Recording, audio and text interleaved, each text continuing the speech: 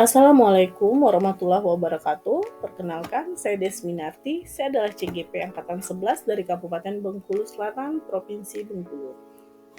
Kali ini saya akan mempresentasikan jurnal dwi mingguan modul 2.1 pembelajaran berdiferensiasi. Adapun fasilitator saya adalah Pak Dedi Chandra. Pengajar praktik saya adalah Ibu Dr. Media Afrina.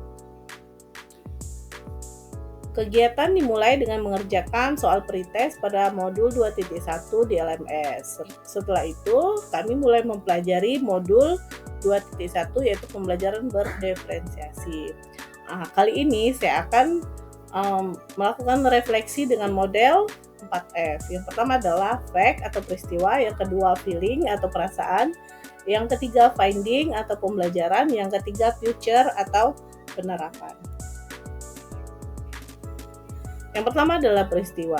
Modul 2.1 dimulai dengan menggunakan Merdeka, mulai dari diri, eksplorasi konsep, ruang kolaborasi, demonstrasi kontekstual, elaborasi pemahaman, koneksi antar materi, dan aksi nyata. Pada tanggal 20 Agustus 2024, saya mulai masuk ke tahap mulai dari diri.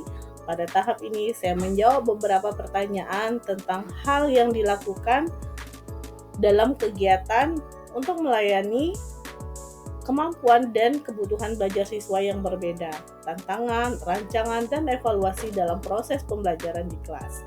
Kegiatan dilanjutkan dengan eksplorasi konsep. Di sini saya menganalisis pemahaman tentang diferensiasi konten, diferensiasi proses, dan diferensiasi produk. Setelah itu, kami berdiskusi di ruang kolaborasi yang dipimpin oleh Pak Fasilitator kami, yaitu Pak Dedi Chandra, dan didampingi oleh pengajar praktik kami, yaitu Ibu Dr. Media Afrina, SPD, MPD. Ini ruang kolaborasi sesi 1, diskusi. Ini ruang kolaborasi sesi 2, yaitu presentasi. Pengalaman saya mengikuti ruang kolaborasi yang melibatkan diskusi kelompok dan pemaparan analisis skenario pembelajaran di berbagai jenjang pendidikan seperti SD, SMP, dan SMA memberikan saya pengalaman yang berharga, yaitu pertama mendapatkan perspektif beragam. Di sini berbagi dan mendengarkan pengalaman serta pemahaman tentang skenario pembelajaran yang diterapkan di berbagai jenjang, membantu dan memperluas pemahaman saya tentang adaptasi strategi pembelajaran yang efektif. Yang kedua, menganalisis kebutuhan belajar yang berbeda di setiap jenjang. Di sini saya belajar cara menghadapi kebutuhan dan tantangan pembelajaran di setiap tingkatan pendidikan dan pendekatan yang digunakan sesuai dengan karakteristik dan pengembangan murid di setiap jenjang. Ketiga adalah mengidentifikasi praktik baik. Melalui diskusi, memungkinkan saya mengidentifikasi praktik baik dan strategi efektif yang dapat diterapkan di kelas, serta menyesuaikan teknik pengajaran untuk memenuhi kebutuhan spesifik murid di berbagai jenjang. Keempat, meningkatkan keterampilan kolaborasi. Di sini saya berkolaborasi dengan teman-teman dalam menganalisis dan mempresentasikan skenario pembelajaran, mengasah keterampilan saya dalam bekerja sama di dalam tim, serta berbagi ide dan umpan balik. Yang kelima adalah mengadaptasi dan mengembangkan ide. Di sini saya mengadaptasi ide-ide yang bagus yang dibahas untuk diterapkan dalam konteks pendidikan untuk mengembangkan strategi baru yang sesuai dengan kebutuhan murid saya. Adapun pengalaman baik saya yaitu saya mendapat pemahaman tentang pentingnya memenuhi kebutuhan individu murid, memperoleh strategi yang efektif untuk mengakomodasi perbedaan di kelas, serta merasa lebih termotivasi untuk menerapkan pendekatan pengajaran yang lebih inklusif dan adaptif. Adapun tantangannya yaitu saya mendapat tantangan dalam menyesuaikan metode pengajaran untuk setiap murid, keterbatasan waktu untuk merancang materi yang sesuai, serta kesulitan dalam mengolah kelas yang memiliki kebutuhan belajar yang beragam. Adapun solusi di sini saya lakukan untuk mengatasi tantangan saya, yaitu saya mulai merancang pembelajaran yang fleksibel menggunakan teknologi untuk mempersonalisasi pembelajaran serta berkolaborasi dengan rekan guru untuk berbagi strategi dan sumber daya yang efektif.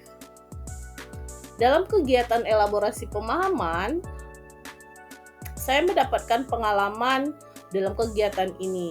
Kegiatan ini diarahkan oleh Ibu Nazlia Yulianti, didamping oleh Bapak Fasilitator Pak Dedi Chandra, dan pengajar praktik saya Ibu Dr. Media Afrina, SPD MPD.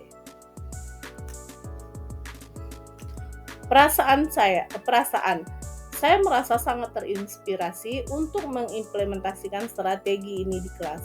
Saya juga menyadari pentingnya pemahaman kebutuhan dan potensi setiap murid.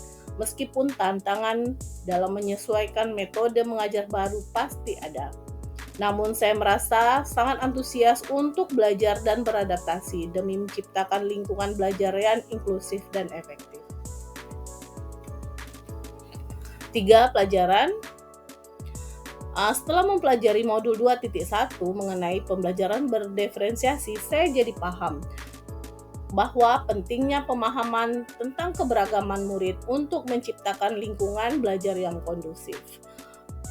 Penting juga untuk memahami strategi diferensiasi yang efektif sesuai dengan kebutuhan murid, yaitu salah satunya melalui kegiatan diskusi kelas. Yang ketiga adalah pentingnya perencanaan yang fleksibel sehingga guru bisa merespon kebutuhan murid yang berubah dari waktu ke waktu. Keempat adalah kolaborasi dengan kunci keberhasilan dalam mengatasi tantangan. Yang kelima adalah kesadaran untuk selalu menggunakan pendekatan yang tepat dalam mengatasi hambatan. 4. Penerapan. Setelah mempelajari modul 2.1 mengenai pembelajaran berdiferensiasi, langkah awal yang saya terapkan adalah 1. Mengenali kebutuhan murid. Saya mulai dengan asesmen awal untuk memahami kesiapan murid dalam memenuhi kebutuhan dan karakter murid. Yang kedua, merancang rencana pembelajaran yang fleksibel dengan pilihan tugas dan model pembelajaran. Yang ketiga, mencoba berbagai strategi diferensiasi seperti menyediakan bahan ajar yang bervariasi. Yang ketiga adalah melibatkan murid dalam proses pembelajaran dengan memilih pilihan cara dan tugas belajar bagi mereka. Yang kelima adalah merefleksi setiap strategi dan kegiatan saya sudah sesuai atau perlu ditingkatkan. Mungkin itu saja yang bisa saya sampaikan pada refleksi jurnal Dwi mingguan kali ini. Terima kasih. Salam guru penggerak, tergerak, bergerak, dan menggerakkan. Wassalamualaikum warahmatullahi wabarakatuh.